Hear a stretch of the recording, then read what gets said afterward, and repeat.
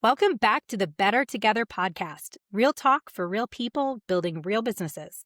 I'm Kelly Sundsvold, and I'm here with my co-host, Shawn, and today we're diving into what it means to lead with purpose in both people and process. Our guest is someone who brings heart, strategy, and clarity to everything he does. Keith Meyerson is a learning and talent strategist, certified performance coach, professor, and PhD student. He's helped launch over 50 learning and talent systems and is known for architecting succession plans that actually stick. Whether he's coaching leaders, teaching in a classroom, or guiding organizations through change, Keith brings a thoughtful, grounded approach to how we grow, personally and professionally. We're excited to welcome him to the show. So welcome, Keith. Thanks, Kelly and Shawn. I'm glad to be here. I'm looking forward to this conversation. Yeah, us too. So let's start kind of at the beginning with your journey. How did you first get into learning and development work? And was there a moment or a mentor that really shaped this start for your career? It dates back to my time in the Marine Corps when I was a water survival instructor as one of my jobs. But I would say the person that had the most impact on my professional career was Dr. Jim Catalano. When I was working at Tiffany & Company, he was head of organizational development.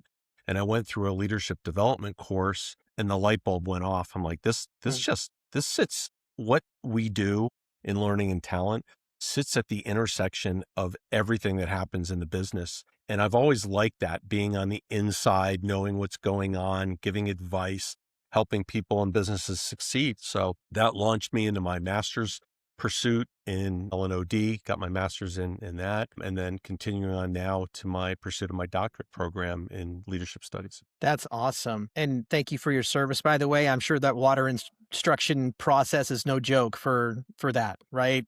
It was a lot of fun. It's actually, there's a evolution in that called drown proofing, which we basically teach people how to not drown, right? Because we're amphibious in the Marine Corps.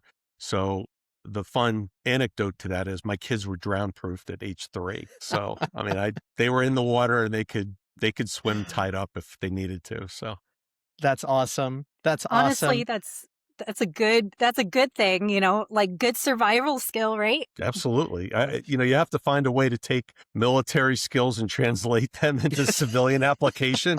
That was a stretch, but it was, we were adamant because we heard horror stories of, little kids drowning. And, when we put in a pool, we want to make sure they were safe. So it was a good transition. Yeah. Absolutely. Yeah, for sure. One of the things we talked about in the beginning was that you've launched over 50 learning and talent systems. And, I somewhere in there, I want to make a joke of, businesses drowning and not having enough good talent development, but that is pretty awesome, right? To put together 50 different ones of those.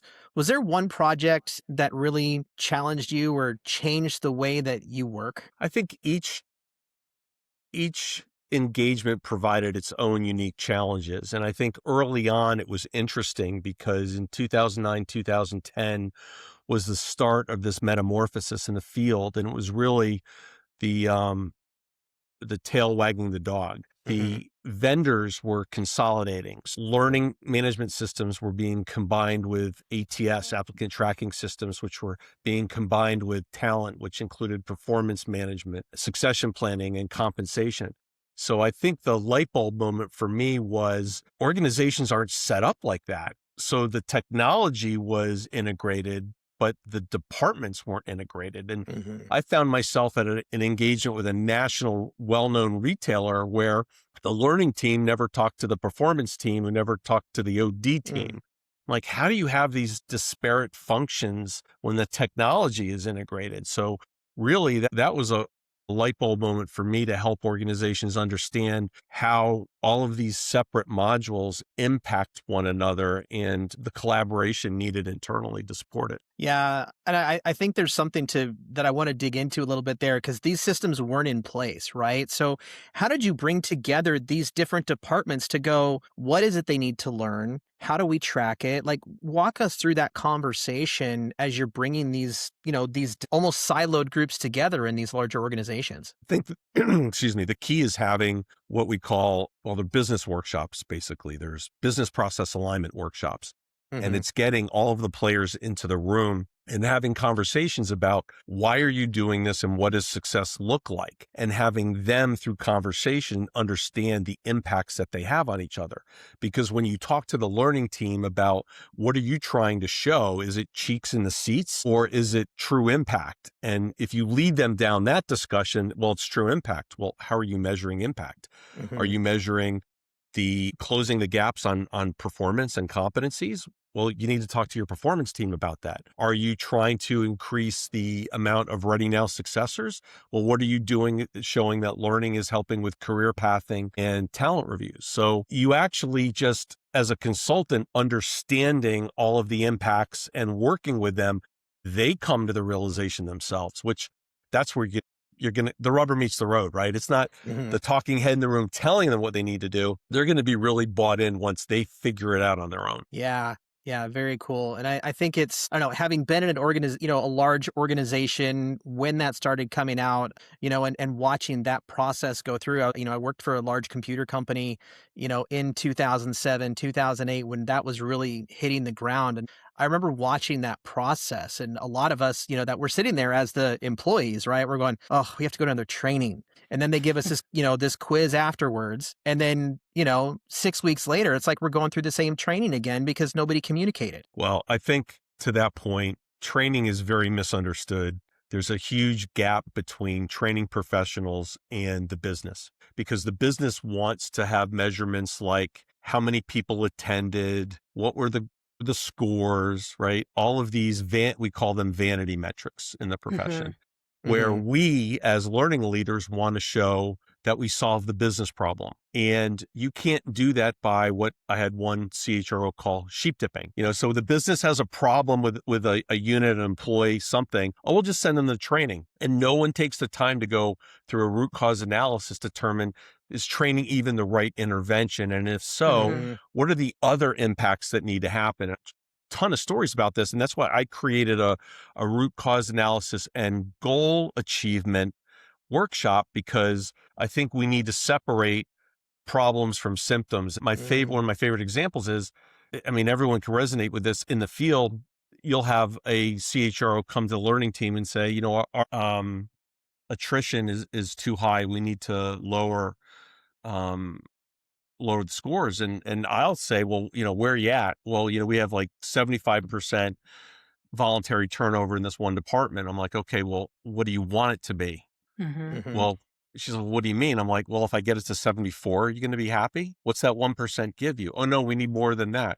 Well, how much more and why? And then Yeah. by asking these questions, you finally uncover things like, well, we have all of this institutional knowledge leaving the organization. Oh, so it's not a number you're looking for.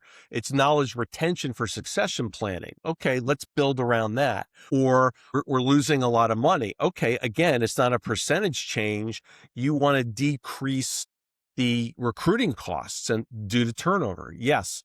So these conversations, being more consultative, help us understand what is the true business impact they're looking for.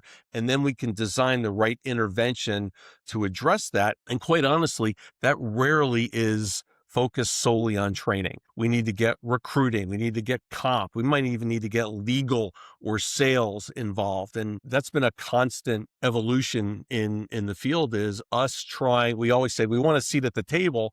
Well, are you acting like you deserve to be there is my response, or are you just reporting on vanity metrics? And if so, you don't deserve a seat at the table. Wow. Yeah. Yeah. Yeah. And something you mentioned in all that is a succession plan. And, you know, I went through my last organization that I worked for was in the middle of the CEO transition. It was a big deal. And I'm not sure we were totally prepared for everything. And so a big part of your work is actually helping companies build a plan for succession. Why do you think that so many organizations struggle with it? Not enough time in this podcast to answer that Yeah, I'm question. sure. I'm sure. I don't even think the place that I left that had the CEO had a new CEO. I don't even think they had help with that. And it was a big deal. And it just it was like one day the new guy was there. One of the biggest issues I see in the leadership development field, and that includes succession planning, is that organizations are reactive and not proactive. They Mm, do not establish what it means to be a leader in our organization. So everyone knows, as a first-time supervisor, as a manager, as a director, as a VP, as an executive, what are the competencies and behaviors that are expected of each role? And if you haven't defined those, how can you have any type of succession planning? It's going to be this very ubiquitous conversation about, like, this person, right? And that's not how it should be, but that's the reality of what it comes down to, right? So you have this huge chasm again between people understanding what it means to be a leader and being held accountable to that and being given the resources and the training to actually exhibit those behaviors. And we find in a lot of organizations, they run contrary to what's actually happening as part of the culture, right? We might have a poster on the wall that says, we value teamwork, but meanwhile, people are walking through the hallway or through the venue and there's garbage on the ground. And their attitude is, I'm not picking it up. That's not my job. Well, then you don't have teamwork, right? And I tell everyone, I run a team building workshop, and one of the things I define is accountability. And I redefine it as, you're now accountable to each other, not your boss. And I say, Love that. One of the things I try to impart is, I'll ask, how many people of you are part of a team? And everyone will raise their hands. I'm like, yeah, you're not part of a team. I'm like, what do you mean? This is our team. We're right here. We report to that person. I said, look, I only have two analogies. They're military and football. That's it, right? That's all I know. So if you're on a football team and an offensive lineman misses an assignment, misses a block, and the quarterback is sacked, do you think they're waiting to go to the sideline to have the coach say something? Or do you think a conversation is happening in the huddle, right? Someone's grabbing that guy by the face mask peer to peer and going, dude, if you do that again, I'm going to say something, right? Or you're going to feel. We don't do that in corporate America. We don't hold our colleagues accountable because we've been taught that that's not our job, right? It's the boss's job. But imagine how well a team could work if we empowered them to have that trust in each other, that they knew that this person is having words with me because they're concerned about not only my individual performance, but we all know it affects the team dynamics and the team performance. So all of that to say, Kelly, there is so many variables into why succession planning doesn't exist, but it all starts with defining, what does it mean to be a leader in our organization? And I think organizations have job descriptions, but very few have flexible, dynamic, and accurate competency models for leadership levels. I absolutely love that statement. And, kind of talking on that leadership development side, you mentioned the accountability between team members, right? Not just a boss. And, we've all had that moment, but, to be accountable to other team members to do the job that you're supposed to be doing, right?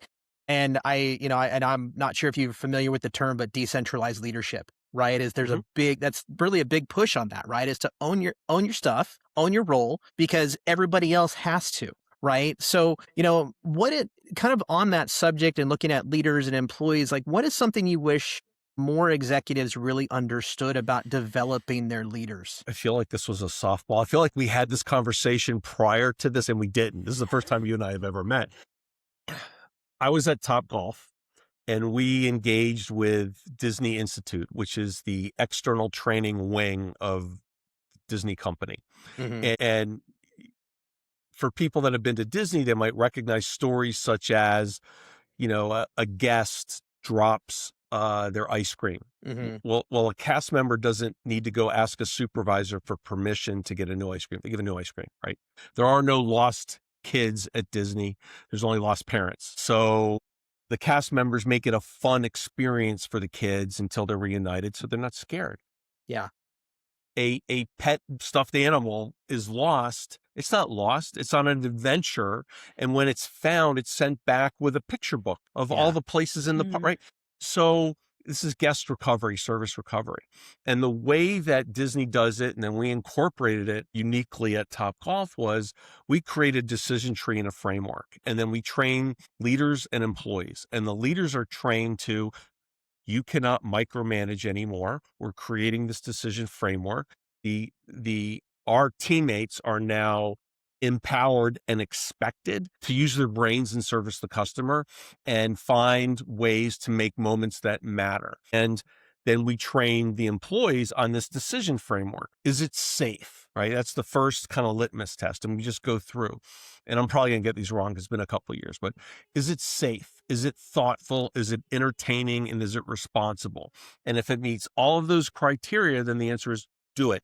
You don't need to ask for permission. Go do it. And we trained both groups on how to do this.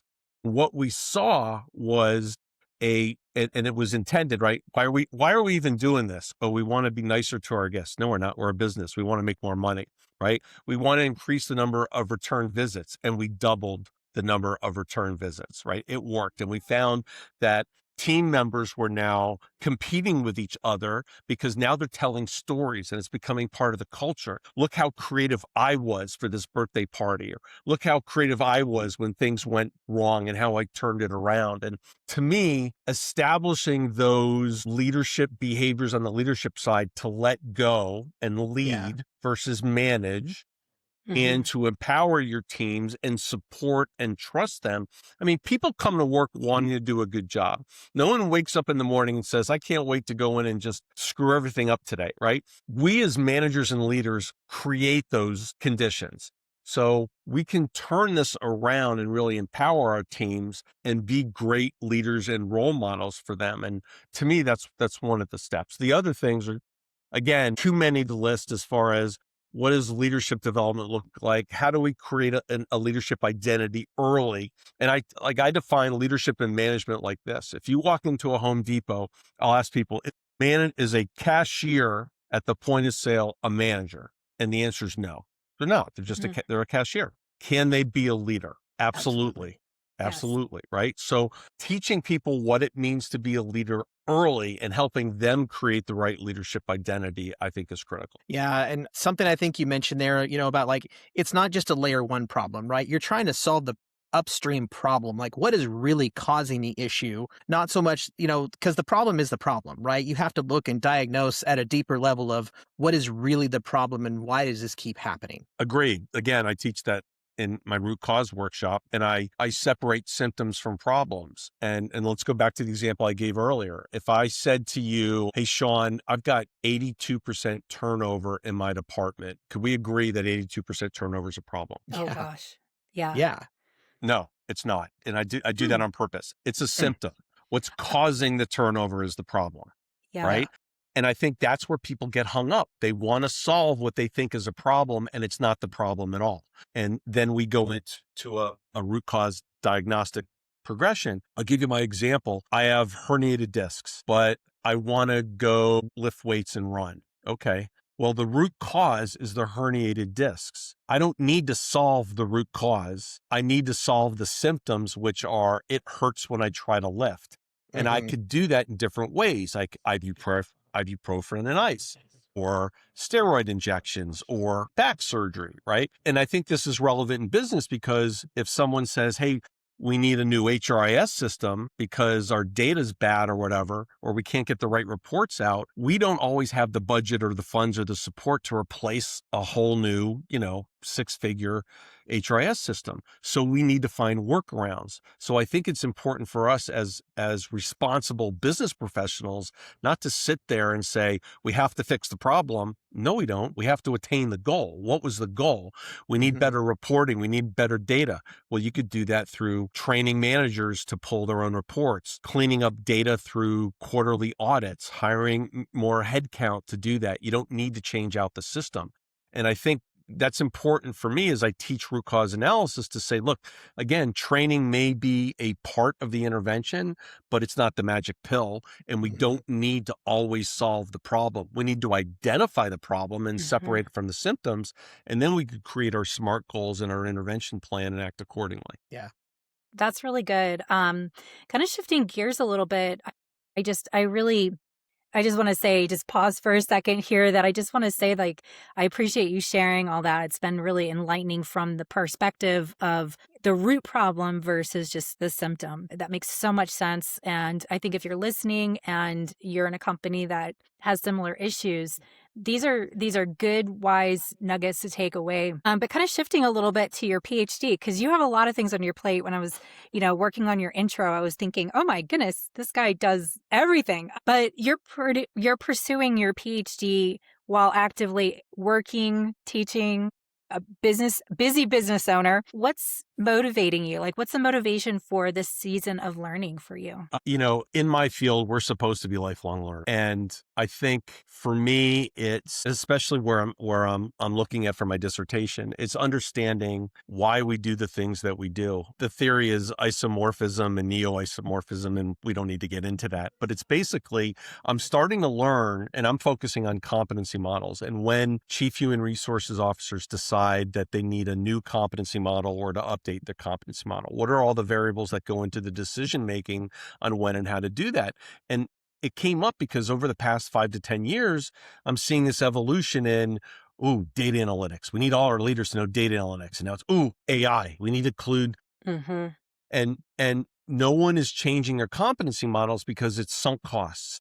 It takes so much effort to get a competency model embedded in an organization for people to understand it, to have learning tied to it, to have performance tied to it, that once it's there, it's there. It's hard to change. I'm like, okay, well, what does it take and how do they do that? And I'm seeing a lot of CHROs that really look at, and again, this is going back to the theoretical side of it. Well, what are other organizations doing?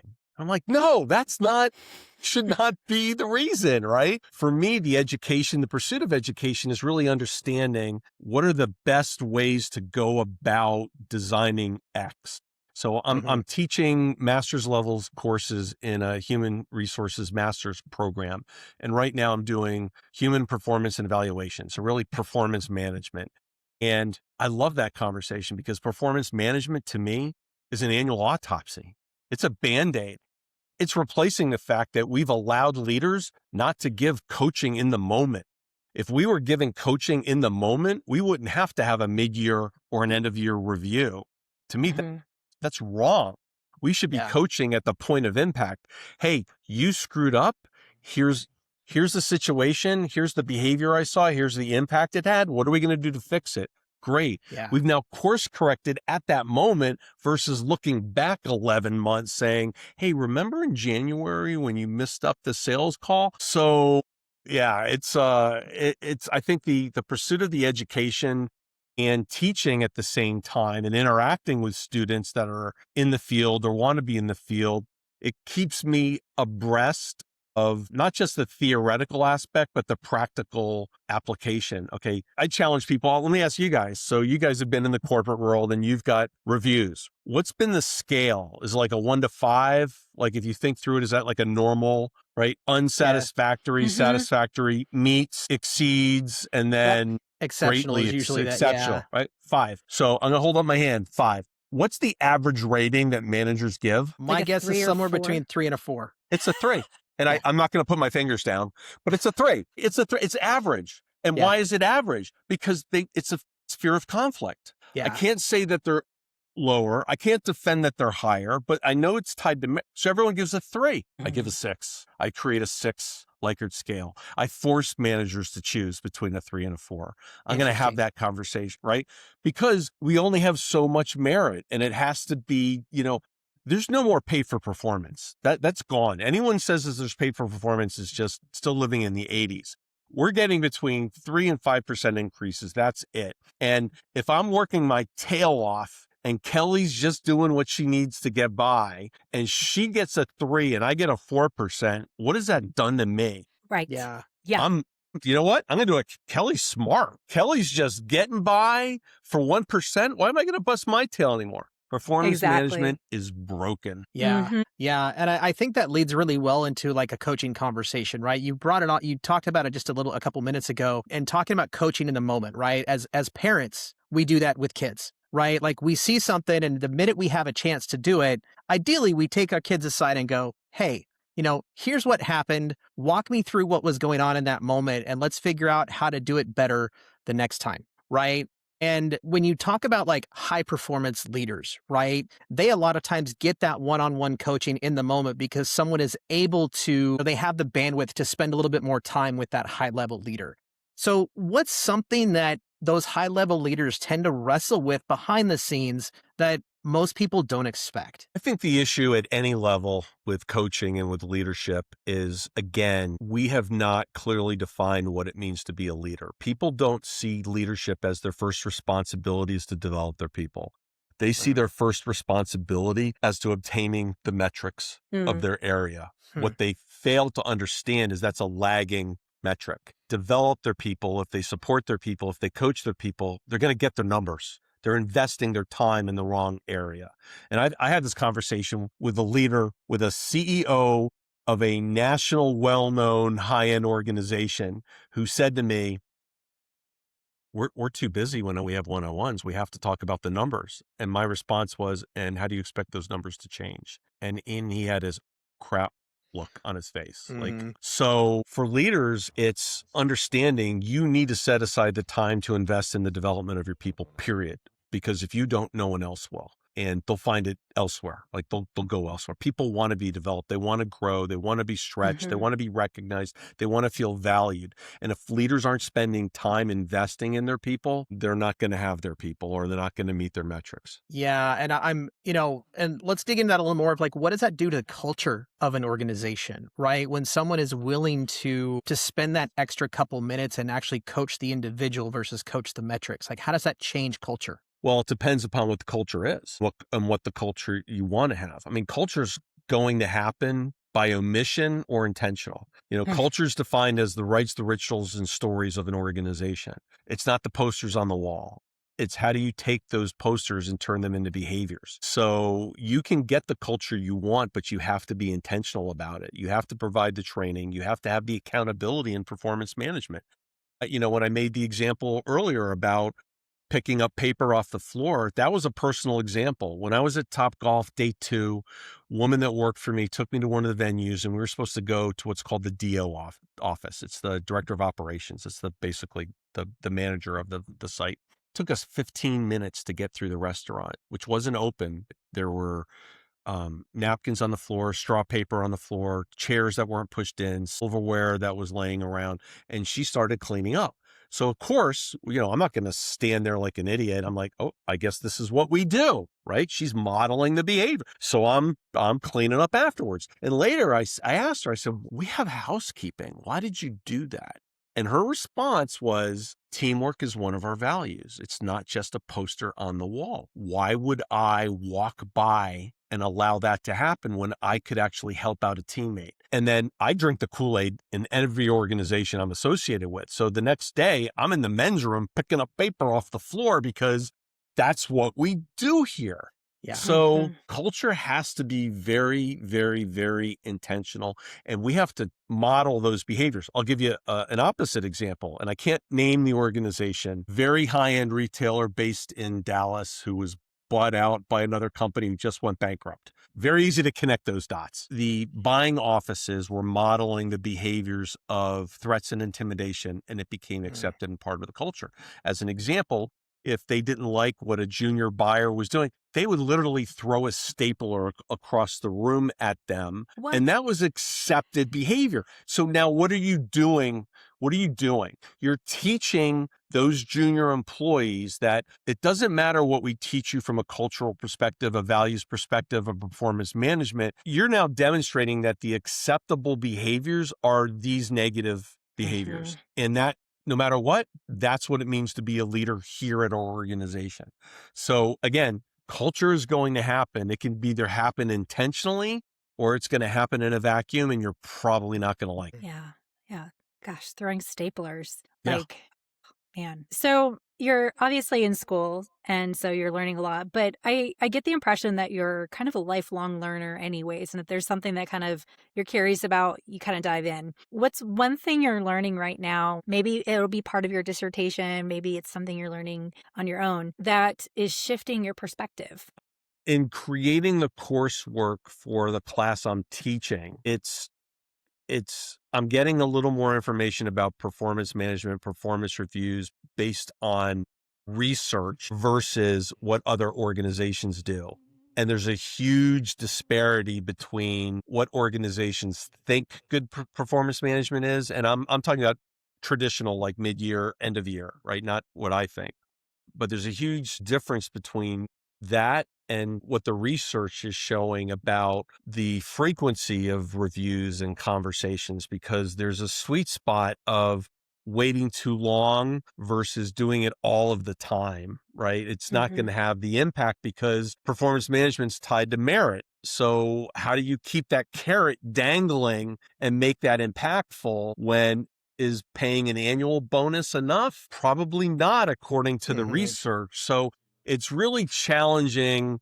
Like if I'm locked into doing traditional performance management, which I hope I won't be, in some organization that I can help, how can I help them benefit from the research so they're actually basing their decisions on peer-reviewed scholarly work versus, well, it's kind of what everyone else does. So isn't that the right thing to do? So I think that's really the thing that's most in my brain right now as far as what I'm learning. Awesome. Awesome. So we've spent a lot of time talking about your endeavors, your career, all the things you're learning, being in the PhD program right now and getting that done. What's next for you, right? Like what is this all kind of leading up towards? Is there some kind of next big step you're looking at?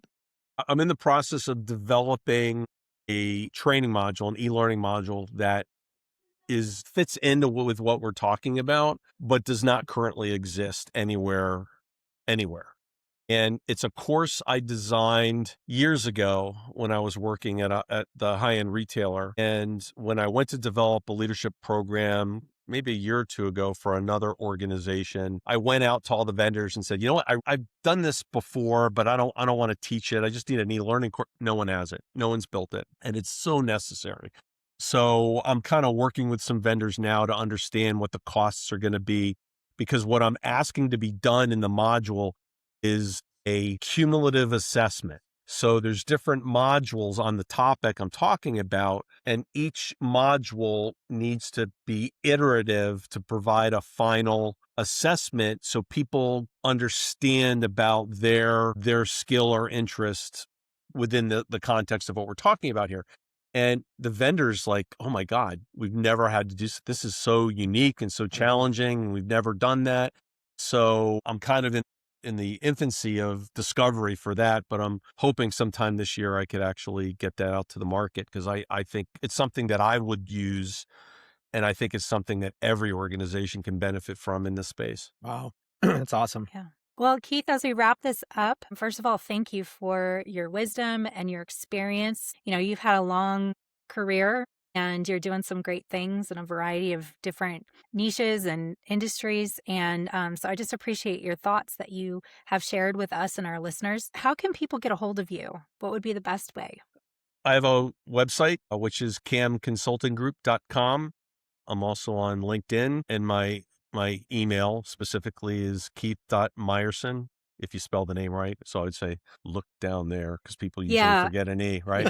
It's keith.meyerson at camconsultinggroup.com. But yeah, we provide a host of services, including coaching, is what we've talked about. But we do a lot of workshops, and I've got a couple projects that I'm working on right now, team building for the C-suite of a couple organizations, as well as coaching for hypo talent as well as underperforming talent. And the 5 dysfunctions, team building is part of what we do. But I think one of the most exciting things that I like to do is just help organizations from a strategic standpoint. Do they even have a learning or talent strategy? What should that be? What are their outcomes? And helping them think through that. So yeah, we love to have those conversations. Awesome. Well, I appreciate the time, and looking forward to staying connected with you. I think you have a neat story, and you have a lot of good ideas. So definitely reach out to Keith if you're interested in exploring more in the coaching and learning development. And thank you. Thank you, Kelly and Shawn. This was great. I appreciate the opportunity. Great questions. Thanks, Keith.